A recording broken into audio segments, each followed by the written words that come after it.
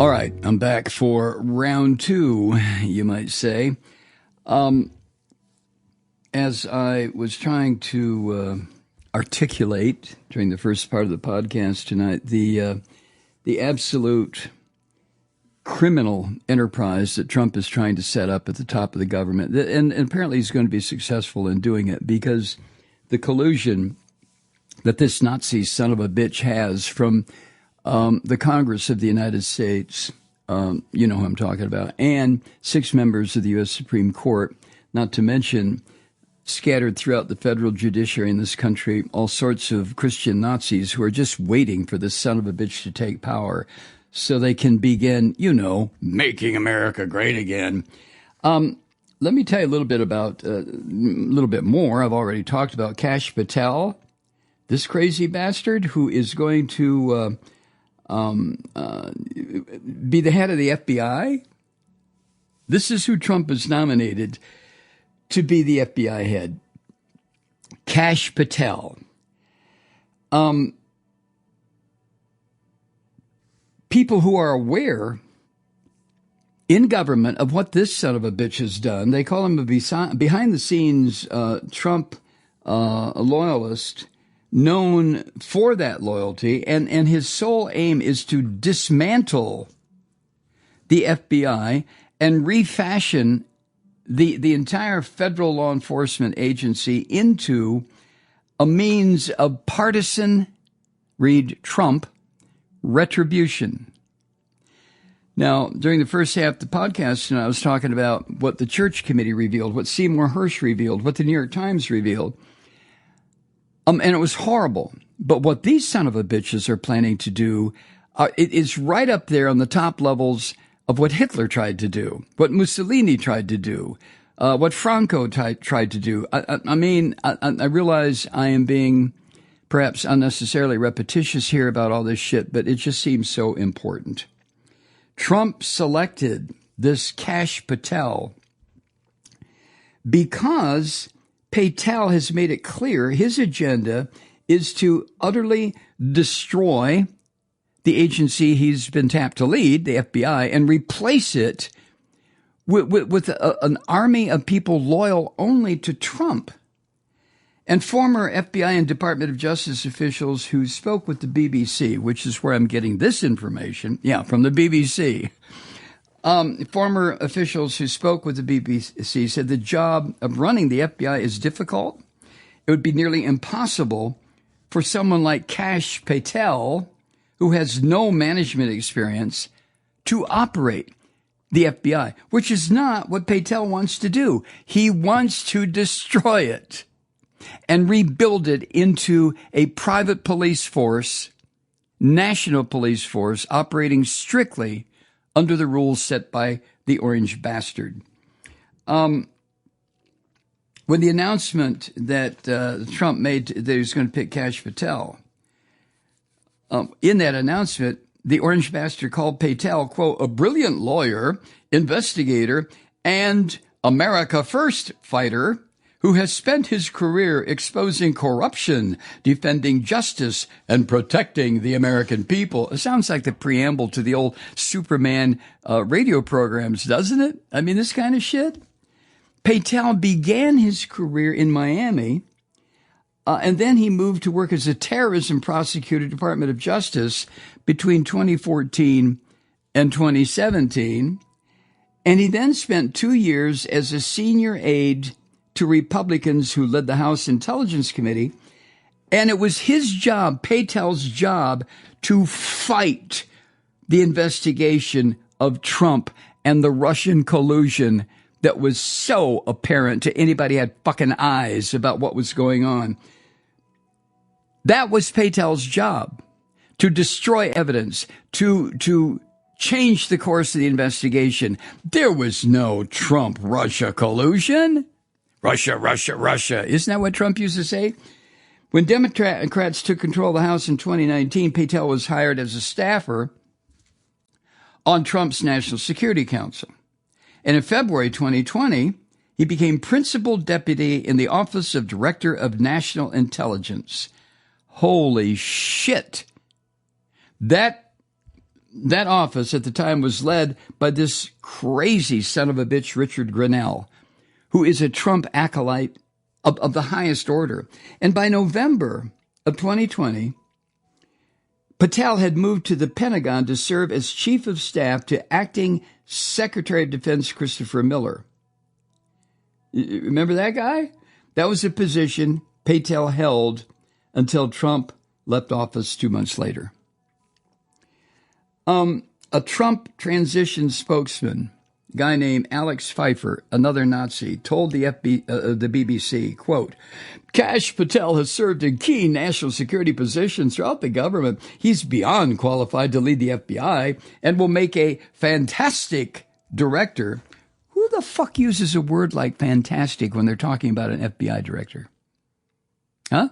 Only people who are trying to sell the nomination. Now, the people in government who are critical of Patel cite past FBI directors, most of whom worked their way up through the Justice Department or FBI for decades.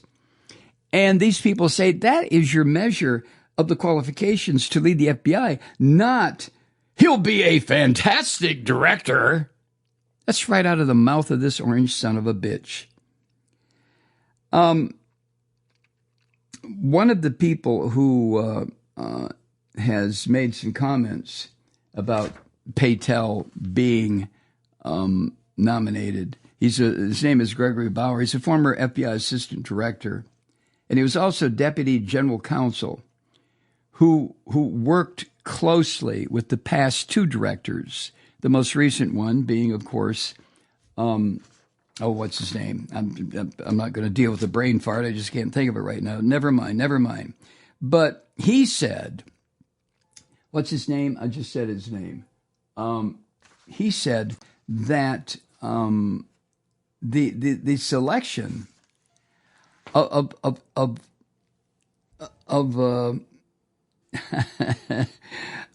the selection of Kash Patel, I'm sorry, Brower's the guy I'm thinking of. He said of Patel's experience, quote, it's certainly not like the backgrounds that we've seen other directors of the FBI and those who have overseen other similarly sized and important federal agencies bring to their jobs.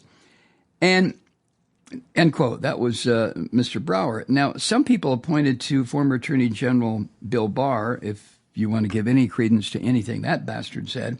But Bill Barr's recollection in his 2022 memoir of Trump's attempt to get Patel into a senior FBI position in Trump's first term, Bill Barr was trying to stress the point that was made by Brower. Barr wrote this, quote, I categorically opposed making Patel deputy FBI director.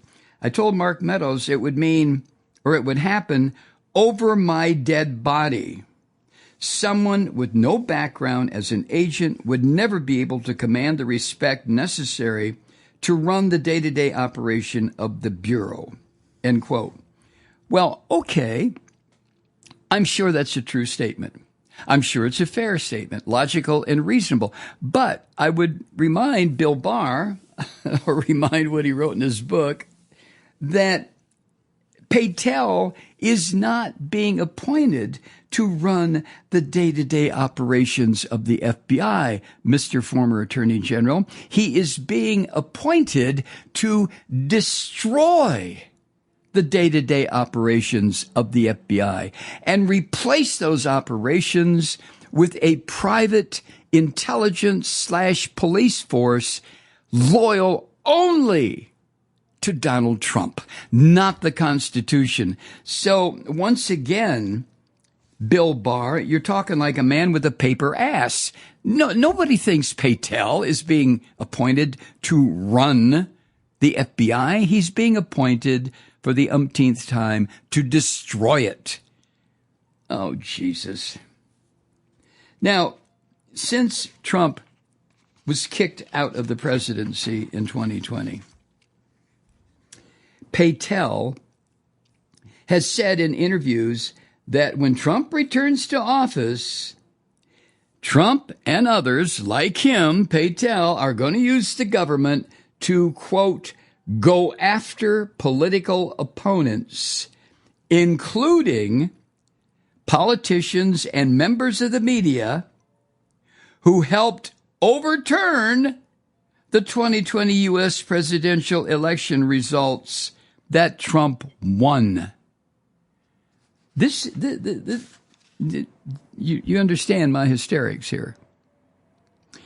Payel told the dumpster dweller, Steve Bannon, on one of these shitty podcasts that Bannon puts together, Payel said, quote, "We're going to come after the people in the media who lied about American citizens, who helped Joe Biden rig presidential elections. We're going to come after you, whether it's criminally or civilly. We'll figure that out.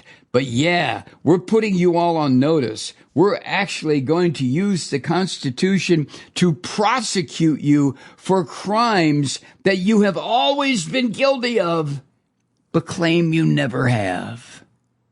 End quote. Are you fucking kidding me? You kidding me? I mean, Jesus Christ. And then Dick Durbin, the Senate Judiciary Committee chairman, a Democrat, who's soon going to hand his gavel to the Republicans. Durbin stressed that Trump knows that Christopher Wray's term, that was the name I was trying to think of, the current head of the FBI, his term has not yet expired. And Dick Durbin is calling on his Senate colleagues to, for Christ's sake, block Payel's confirmation. This is what Durbin said in a statement, quote, "The president-elect wants to replace his own appointee, Christopher Wray, with an unqualified loyalist. The Senate should reject this unprecedented effort to weaponize the FBI for the campaign of retribution that Donald Trump has promised," end quote. Well, okay, Senator Durbin, I certainly agree with that. But, you know, why? I always want to question why the milquetoast language is used by members of the House or the Senate when they see the threat right in front of them. And I consider a weak statement when Durbin says the Senate should reject this unprecedented effort to weaponize the FBI. The Senate should reject? I mean, isn't there stronger language, Senator Durbin, that you should be using to warn your Senate colleagues and the American people about what's going to happen if this monstrous son of a bitch, Kash Patel, makes it through the confirmation process and becomes head of the FBI? Oy. Hi, Truth Seekers. Mike Malloy here. You know, the Progressive Voices Network brings you commercial-free commentary from today's leading progressive radio hosts and pundits, like me, Mike Malloy, 24 hours a day. I'm not your typical old guy from the 80s or the 90s talk radio host, and Progressive Voices is not your typical talk radio network. It's a listener-supported nonprofit with no corporate control whatsoever over our broadcast. So hosts like me, Mike Malloy, are free to rant and scream and carry on about whatever we like. We're often controversial, but we're never boring. Weeknights, 9 p.m. in the East, 6 p.m. in the West on the Progressive Voices Network. Always progressive, always on. I'm Mike Malloy. Keep it lit.